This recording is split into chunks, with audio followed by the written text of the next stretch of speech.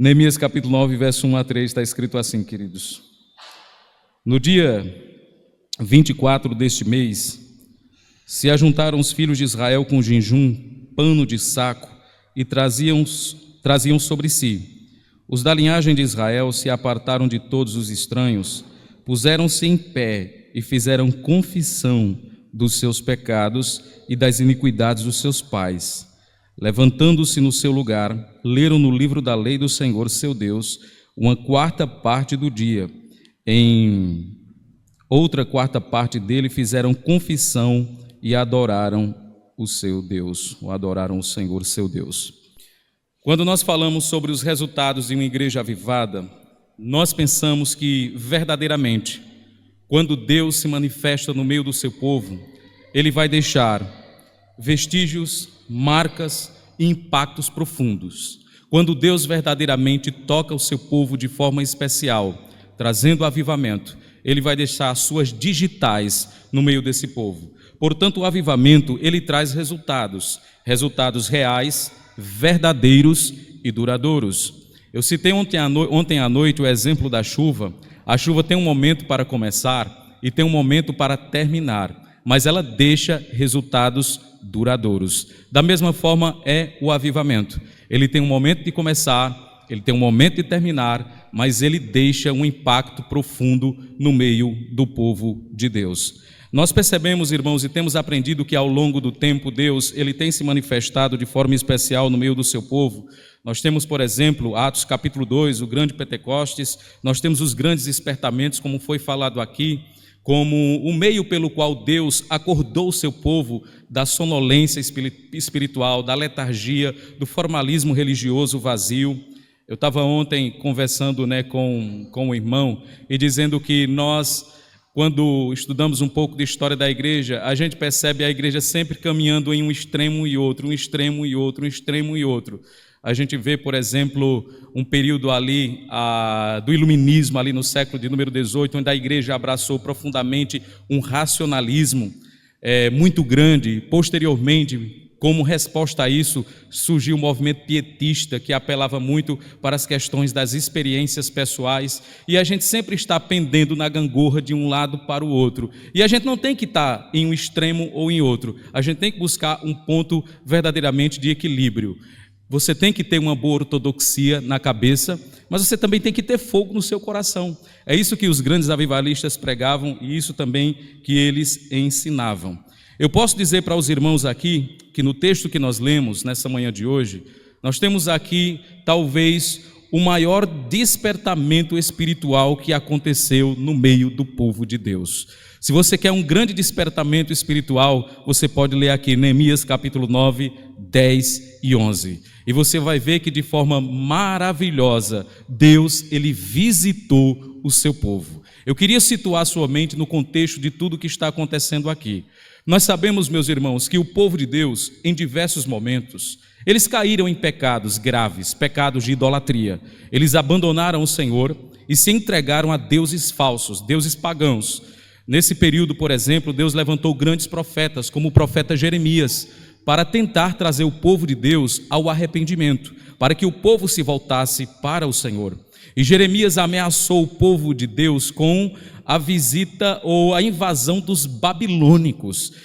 Jeremias foi tremendamente usado por Deus como um instrumento onde trouxe uma mensagem de juízo para o povo por causa da sua rebeldia contra Deus, porque eles haviam quebrado a aliança, eles haviam se desviado dos caminhos do Senhor e estavam agora não só adorando falsos deuses, como se entregando também a uma imoralidade profunda. Então Jeremias, ele profetiza num período de decadência o juízo de Deus sobre o povo, e a gente sabe que isso aconteceu. Nabucodonosor, ele invadiu Jerusalém e levou o povo para um cativeiro que durou cerca de 70 anos. Então foi o período em que Deus estava tratando o coração do seu povo. Como um pai, ele estava disciplinando o seu povo por causa da rebeldia, por causa do pecado, por causa da idolatria. Então na Babilônia eles foram levados como cativos, onde a gente conhece a história de Daniel, Sadraque, Mesaque e Abidnego. Quando a Babilônia foi subjugada pelo Império Medo-Persa, O rei havia dado um decreto para que o povo pudesse retornar para Judá e para Jerusalém. E quando uma leva de judeus começam a voltar para Jerusalém, para Judá, e eles lá chegam, a cidade de Jerusalém estava destruída, devastada, somente os escombros, os resquícios da invasão babilônica. Então eles chegaram lá e eles precisavam restaurar os muros de Jerusalém, que era a grande segurança que tinha naquela época, eram os muros da cidade, muros altos que ali impediam inimigos de entrarem. Então eles precisavam restaurar a parte física, política do povo de Deus. E nós sabemos que Deus usou um homem chamado Neemias para liderar essa reestruturação física e política do povo. O povo voltou e ele liderou uma grande reconstrução da cidade de Jerusalém, que estava destruída, estava sobre os escombros. Mas, meus irmãos, pense comigo, o povo de Israel, o que levou aquele povo para o cativeiro foi eles terem abandonado a lei de Deus, terem se desviado, abandonado o Senhor e se entregues agora à idolatria. Então, eles não precisavam somente de uma reforma na estrutura física de Judá ou da cidade de Jerusalém. Eles precisavam também de uma reforma espiritual. E Deus usou um homem para isso. Esse homem foi Esdras. Esdras era sacerdote e escriba, responsável diante de Deus pela vida espiritual do povo, enquanto Neemias era um grande líder político, ele era copeiro do rei Xerxes. Então ele chegou em Jerusalém, enquanto Neemias liderou a reconstrução dos muros, restabelecendo novamente a vida política do povo de Deus. Esdras foi usado por Deus para restabelecer e restaurar a vida espiritual do povo de Deus. Então o povo de Deus precisava de uma restauração estrutural, política e uma restauração também espiritual. Porque não adiantava nada construir todos os muros, edificar novamente toda aquela estrutura em Jerusalém e o povo se manter novamente afastado do Senhor com a aliança quebrada. O povo, ele precisava de uma intervenção divina. Na verdade, eles precisavam ser restaurados espiritualmente. E aqui no capítulo de número 9, a gente vai perceber o grande impacto que teve essa restauração política, estrutural e espiritual na vida do povo. E sabe o que é interessante, meus irmãos? Que Esdras, ele pega a lei de Deus e ele começa a ler essa lei diante do povo. E aqui nós temos um aspecto muito importante. Nós não podemos esperar um avivamento no meio do povo de Deus quando a sua palavra é desprezada, quando a sua palavra é escanteada, quando a sua palavra ela fica marginalizada. Deus, ele atua no meio do seu povo por intermédio da sua palavra. Então Esdras, ele lê a lei de Deus diante do povo, ele prepararia um púlpito na praça e ele começa a ler essa lei diante do povo. E o povo, ao se deparar com a lei, eles perceberam que haviam quebrado a aliança que eles haviam feito com o Senhor, e entrou ali um período de grande comoção. Se nós formos ler aí o verso de número 1 do capítulo 9, veja o que vai dizer: no dia 24 desse mês se ajuntaram os filhos de Israel com jejuns, pano de saco traziam sobre si. Verso 3: levantando-se no seu lugar, leram no livro da lei do Senhor seu Deus uma quarta parte do dia, em outra quarta parte dele fizeram confissões e adoraram ao Senhor seu Deus. Meus irmãos, uma questão importante aqui que nós percebemos nessa passagem bíblica, no verso de número 1, 2 e 3, é a reação que o povo tem diante da lei de Deus sendo lida. Nós cremos, irmãos, profundamente que o Espírito de Deus, ele usa a palavra de Deus para alcançar e despertar os nossos corações. Por que é importante pensar sobre isso? Mais uma vez, tem muitas igrejas, muitas denominações que alegam estarem experimentando um avivamento de Deus, onde nós percebemos um desprezo pela palavra. Onde há desprezo pela palavra, nós não podemos esperar avivamento, porque uma das coisas que o avivamento ele traz é um amor, é um apego pela palavra de Deus. Versículo, meus irmãos, 5 e 6 do capítulo 8, se você abrir a sua Bíblia aí, vai dizer o seguinte: Esdras abriu o livro à vista de todo o povo, porque estava acima dele. Abrindo ele, todo o povo se pôs em pé. Esdras bendisse ao Senhor, o grande Deus, e todo o povo respondeu: Amém, Amém. E levantando as mãos, inclinaram-se e adoraram ao Senhor com o rosto em terra. Se nós queremos esperar um avivamento da parte de Deus, nós devemos ter pregação da palavra do Senhor. Se nós queremos esperar um avivamento, nós temos que ter exposição do texto sagrado. Nós não temos como esperar avivamento quando nós desprezamos a palavra de Deus. Então, a primeira característica que nós vemos aqui, como resultado, meus irmãos, da palavra de Deus sendo lida e do despertamento espiritual de Deus na vida do seu povo, é um profundo senso, meus irmãos, da santidade de Deus e uma reverência profunda que esse povo aqui, eles tiveram diante do Senhor. O texto vai dizer, capítulo 8, verso 6, que eles inclinaram-se e adoraram com o rosto em terra.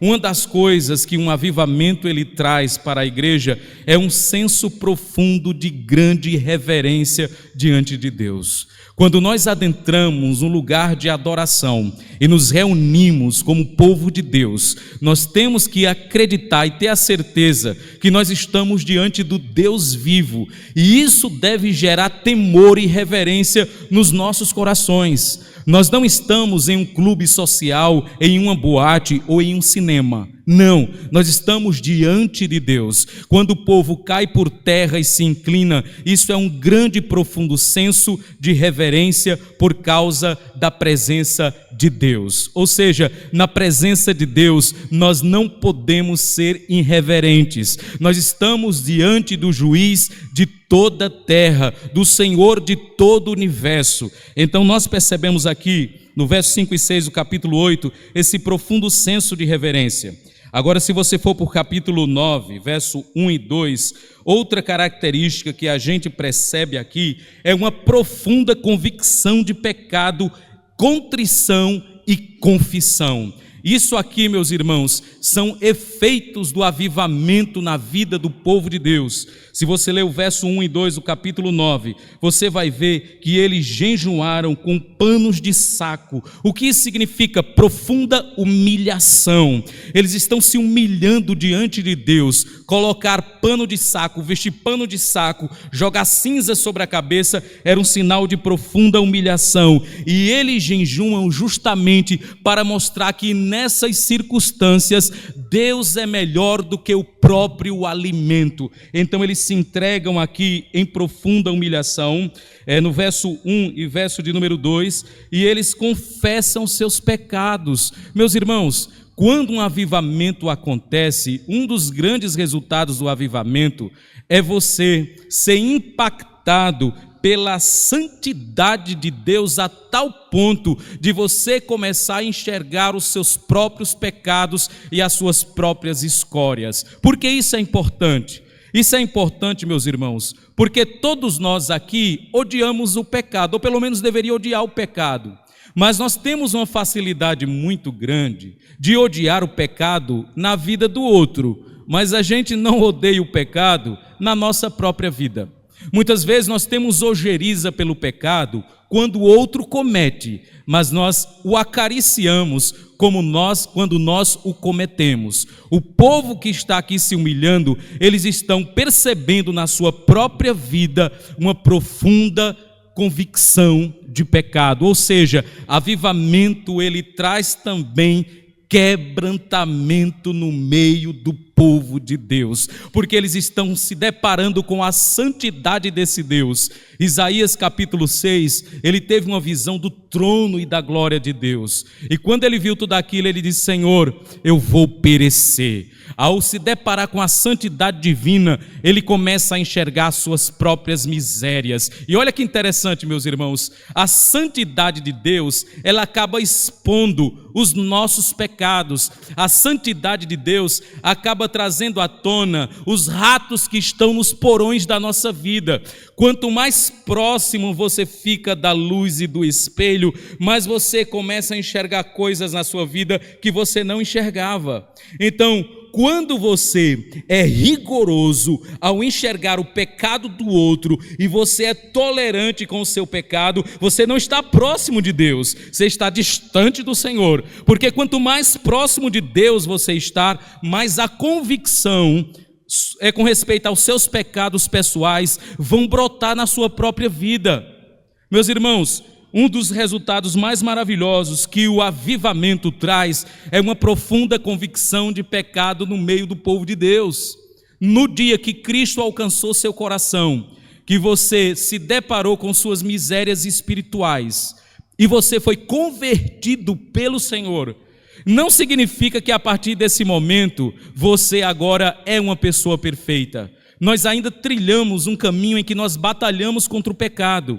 E verdadeiramente, meus irmãos, um cristão, quanto mais santo ele é, mais convicção ele deveria ter dos seus próprios pecados. Mas o que acontece é o inverso. Parece que quanto mais santo você é, mais você se acha perfeito e melhor do que os outros. Mas não é assim. Quanto mais próximo de Deus nós estamos, nós nos deparamos com as nossas misérias espirituais. Então outro resultado aqui do avivamento no meio do povo de Deus foi uma profunda convicção do pecado, contrição e confissão. A Escritura diz no livro de Provérbios que aquele que encobre as suas transgressões jamais prospera, mas aqueles que confessa e deixa alcança misericórdia. Confissão, meus irmãos, significa verbalizar, significa pôr para fora, concordar com Deus acerca do que você fez. Isso é confissão. Nós costumamos fazer confissões genéricas, não sei se você já percebeu. Senhor, perdoa as minhas multidões de pecados. Eu tenho uma multidão de pecados. Certa feita, um irmão chegou para mim e disse o seguinte: pastor, eu queria dizer uma coisa para o senhor. Eu disse: pode dizer, irmão. Ele disse: olha, aqui na igreja eu conheço os pecados de todo mundo. Eu disse: é. E ele veio com uma lista para mim de pecados, o nome do irmão e o pecado do lado. Ele disse: fulano, mentiroso, fulano, avarento, fulano. Começou. Ele disse: sabe por quê, pastor? Porque o senhor aqui é novo na igreja e o senhor já precisa conhecer o ambiente que o senhor está, saber quem é quem aqui dentro. E quando ele falou aquilo, eu disse para ele: mas seu nome não está aí. Ele disse: e o seu é o quê? Ele disse: o meu, pastor, é uma multidão. Eu disse: mas diga o nome. Qual o nome do seu pecado? Porque nós temos uma facilidade muito grande, meus irmãos, de dizer, por exemplo, eu tenho uma multidão de pecados. Sim, imagina que você é mentiroso, um invejoso, um cobiçador, um idólatra. Dê um nome ao seu pecado. Porque a gente gosta de dar nome ao pecado dos outros, né? Fulano é fofoqueiro. A gente: rapaz, vem cá, tu sabia que fulano é tão fofoqueiro? O cara está fofocando também. Mas olha que interessante, nós temos uma facilidade de dar nome a pecado dos outros, mas nós não damos nomes ao nosso. E quando nós, meus irmãos, somos confrontados por Deus, sabe o que acontece?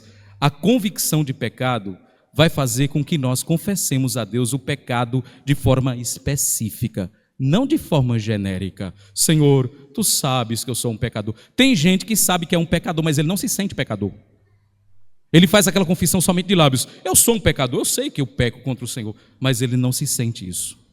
Isso não é uma realidade na vida dele. Então, quando nós, irmãos, percebemos um avivamento de Deus no meio do povo dele, a convicção de pecado, a confissão e a contrição, que é a tristeza pelo pecado, isso tem que brotar em nós. Deixa eu falar uma coisa para você. Uma das grandes marcas de um povo avivado e de um povo arrependido é que eles começam a chorar pelos seus próprios pecados. Eles olham para os seus próprios pecados não como uma afronta ao próximo, eles veem os seus pecados como uma afronta ao próprio Deus. Salmo 51, Salmo 32 e Salmo 38, você vai ver Davi lamentando os seus pecados. E no Salmo 51 ele vai dizer: pequei contra ti somente fiz o que era mal diante dos teus olhos. Então nós entendemos que o nosso pecado é acima de tudo contra Deus, e o povo está entendendo isso. Eles quebraram a aliança, o pecado deles é contra o Senhor. Portanto, meus irmãos, preste atenção aqui no que eu estou falando para você. Quando uma igreja ela é despertada por Deus, essa igreja é uma igreja que tem, primeiro, um senso profundo e reverente da majestade divina, e é um povo quebrantado, é um povo que se humilha diante do seu Deus, reconhecendo a grandeza do seu Deus, sua finitude, a santidade do seu Deus, o seu pecado, a transcendência do seu Deus e as suas fraquezas e limitações. Se você for ver ainda aí no verso de número 3, ele vai dizer: levantando-se no seu lugar, leram no livro da lei do Senhor seu Deus. Percebam, meus irmãos, que tudo isso aqui vem por causa da lei, ou seja, da palavra de Deus. O seu Deus, uma quarta parte do dia e outra quarta parte dele fizeram confissão e adoraram ao Senhor. Meus irmãos, um profundo apreço pela adoração ao Senhor é uma das marcas que o avivamento deixa. O povo tem fome, tem sede, não de pão, eles têm fome e têm sede da presença de Deus. Eles se entregam ao Senhor em adoração. Existe um aspecto da adoração que é um aspecto particular, que está ligado à nossa vida pessoal com Deus. Mas existe um aspecto da adoração que é o aspecto coletivo, que é quando o povo de Deus se reúne de forma congregacional para adorar o Senhor. Uma igreja realmente avivada, uma igreja que foi despertada por Deus, é uma igreja que ama adorar o seu Deus, ama adorar o seu Senhor, se entrega verdadeiramente à adoração. Não estou falando aqui de um formalismo vazio, cheio de fungo, pó e poeira. Eu não estou falando disso. Eu estou falando de uma entrega total ao seu Deus. Você tem prazer de vir para a casa do Senhor adorar o seu Deus. Você não fica em casa esperando a corrida de Fórmula 1 para você assistir, não, você quer estar na igreja adorando o seu Deus. Você não vai ficar em casa esperando o Domingão do Faustão para assistir a dança dos famosos. Você vai querer estar na igreja adorando o seu Deus. O seu prazer é estar na presença de Deus. Meus irmãos, em vários momentos nós percebemos aqui, a confissão, ela sempre é seguida pela adoração. Adoração significa reconhecer a grandeza e a majestade desse Deus. E essa é mais uma marca, meus irmãos, de uma igreja avivada. É um profundo apreço pela adoração e pela palavra de Deus. Eu citei ontem à noite algumas questões que eu acho que são importantes. Eu sou oriundo de uma igreja pentecostal, onde cada culto se alegava que Deus estava dando um grande avivamento. Mas eu percebi um certo desprezo pela palavra de Deus. Por exemplo, a começar da própria liturgia. Você tinha ali 300 hinos cantados na igreja e na hora da pregação era 10 minutos. E o pregador dizia: vamos para o momento mais importante. 10 minutos, a gente já vai terminar.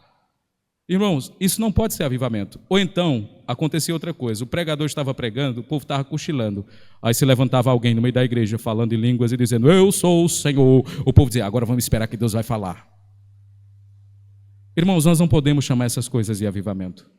O avivamento realmente ele traz um profundo amor pela palavra de Deus e pela adoração ao Senhor. E eu sei que quando nós falamos de adoração, nós temos aqui uma questão importante a lidar. As igrejas reformadas, em modo geral, elas quando tratam da adoração, ela tem aquilo que é chamado de princípio regulador de culto. O que é um princípio regulador de culto? É a própria palavra de Deus, que nós só colocamos no culto aquilo que é ordenado por Deus.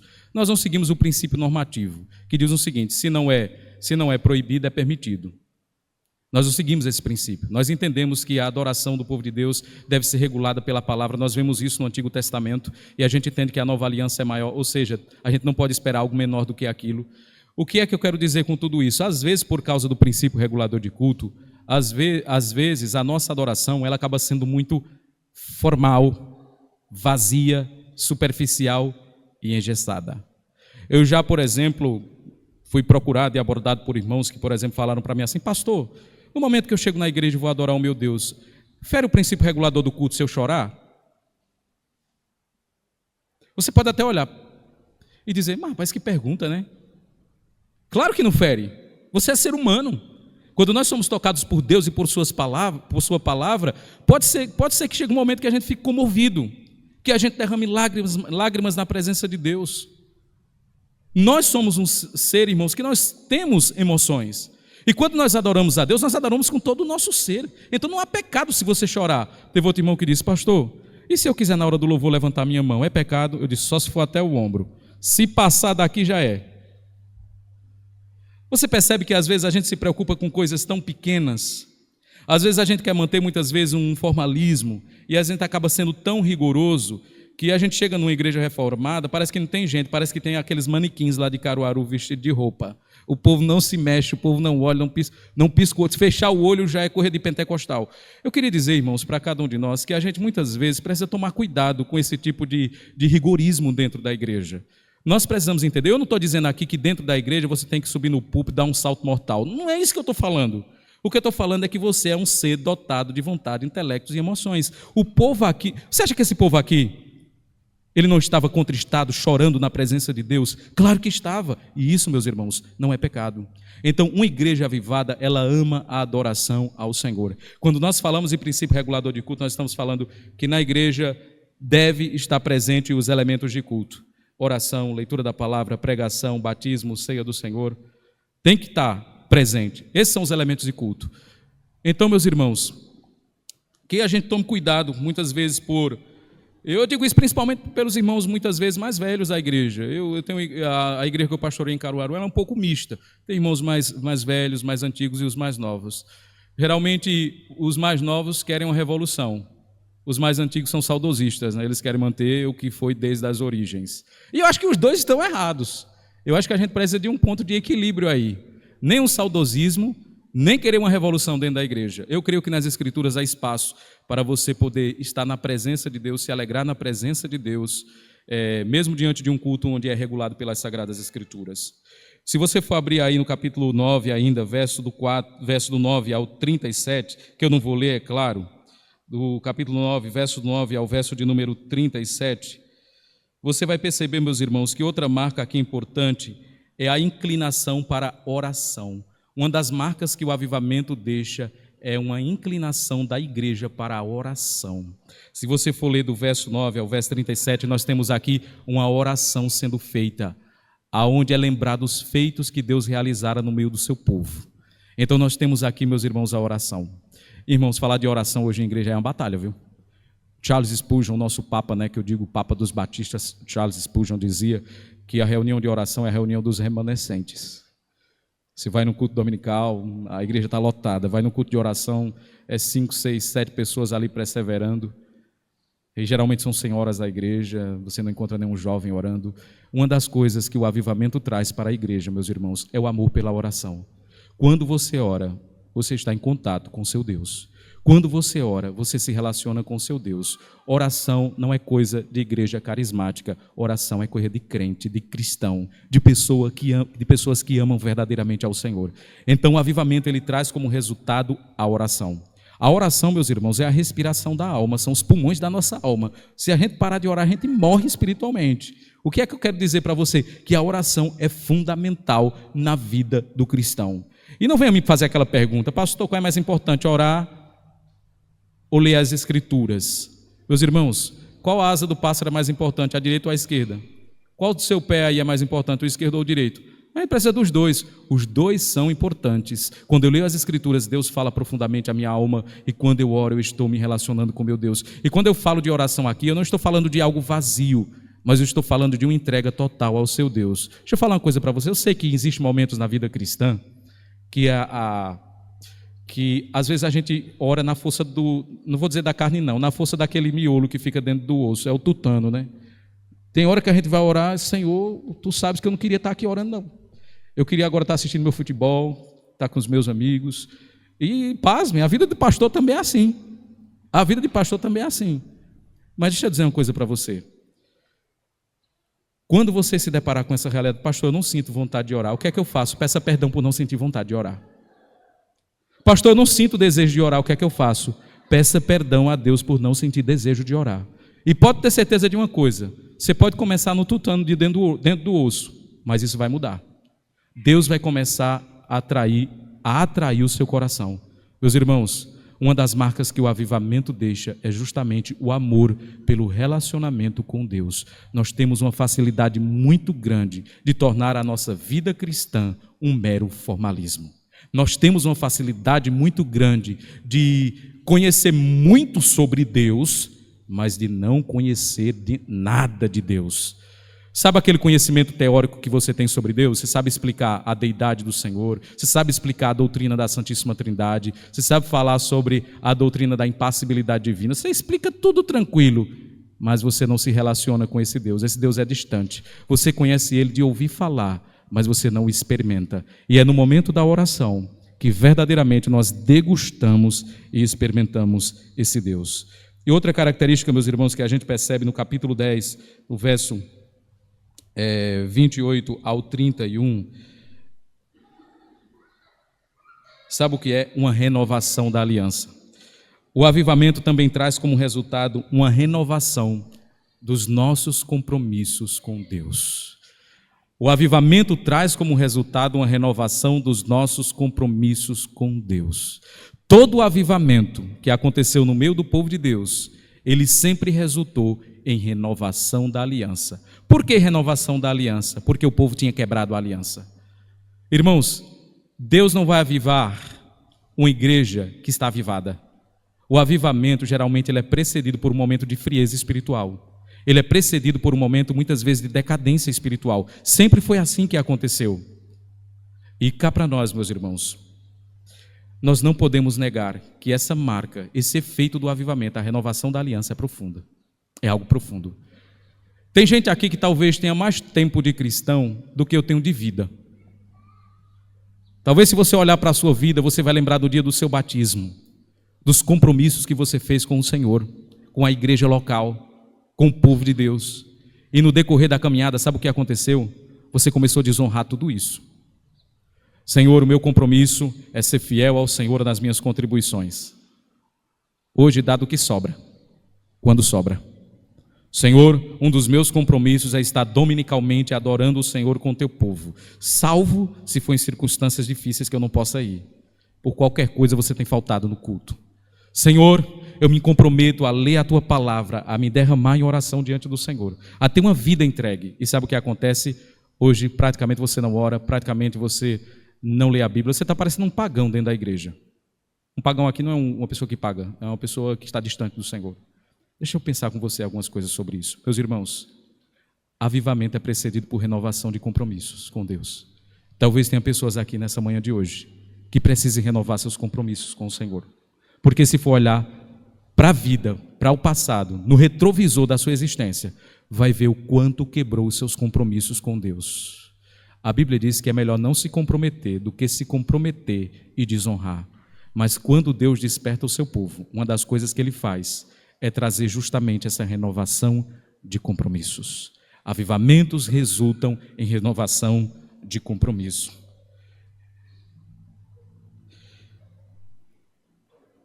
Capítulo número 11, meus irmãos, nós temos aqui o último efeito aqui que a gente percebe na história bíblica aqui da restauração do povo.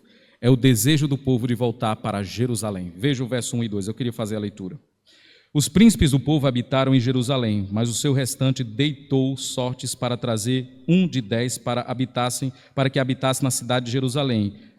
E 9 partes permaneceriam em outras cidades, que são cidades ali de Judá. Nem todo o povo voltou para Jerusalém. O povo bendisse todos os homens que voluntariamente se ofereciam ainda para habitar em Jerusalém. Sabe o que é isso, meus irmãos? Sabe o que significa você deixar as cidades estruturadas de Judá para voltar para os escombros de Jerusalém? É você abandonar o conforto por amor a Deus. É você abandonar o conforto por amor ao reino de Deus. Jerusalém era a cidade sagrada no Antigo Testamento. Era onde estava o templo de Deus, era a cidade que Deus prometeu habitar. Então já imaginou você estar em uma cidade estruturada, um bom comércio, um bom emprego, e de repente você sair dessa cidade para ir morar numa cidade que está só os escombros? Quem aqui quer uma passagem para viajar para a Ucrânia, para morar lá? Cidade destruída pela guerra. Você não quer. Por quê? Porque vai ser desconfortável, vai ser difícil, vai exigir muita abnegação e sacrifício. E o povo aqui, meus irmãos, eles querem voltar para Jerusalém. Sabe o que significa isso? Eles estão dispostos a abandonar o seu conforto por amor a Deus e o seu reino. Pensa comigo, meus irmãos. Uma das coisas que um avivamento traz no meio do povo de Deus é o povo começar a priorizar o Senhor na sua vida.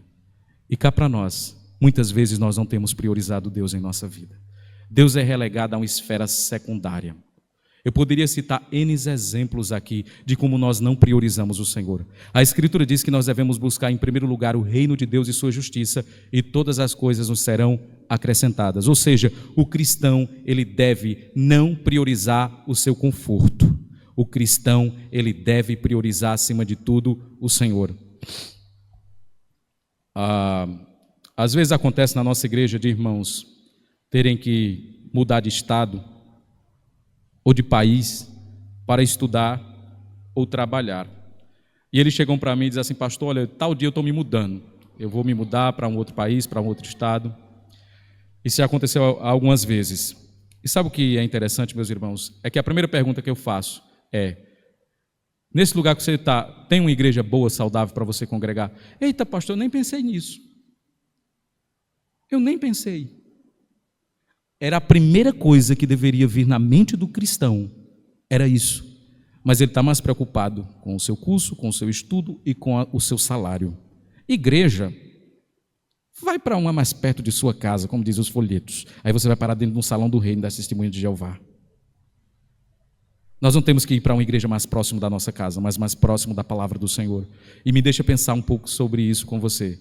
Quando você um dia pensar: eu vou fazer uma viagem, ou eu vou mudar de local, pense logo, tem uma igreja boa lá. Se não tiver, quer um conselho? Não saia. Mas pastor, vai ser desconfortante. Não tem problema. O povo de Deus não está preocupado com conforto. O povo de Deus está preocupado em amar, obedecer e agradar ao seu Deus. Muitas vezes, meus irmãos, nós estamos em busca de conforto e não de agradar o nosso Deus. E eu queria dizer para cada um de nós que uma das coisas que o avivamento faz é nos tirar da zona de conforto, nos faz priorizar o reino de Deus em nossa vida, custe o que custar. Deus é o Senhor da nossa vida. Você não queria abandonar seu emprego para morar numa cidade fantasma, numa cidade destruída, mas o povo aqui voluntariamente queria retornar para Jerusalém, a cidade sagrada. Retornar para Jerusalém significa priorizar o Senhor, seu Deus. Meus irmãos, isso é maravilhoso. Algumas considerações que eu queria pensar um pouco com você, diante de tudo que a gente ouviu nessa manhã de hoje. Primeiro, uma igreja avivada, meus irmãos, é uma igreja quebrantada, frente ao profundo senso da santidade divina.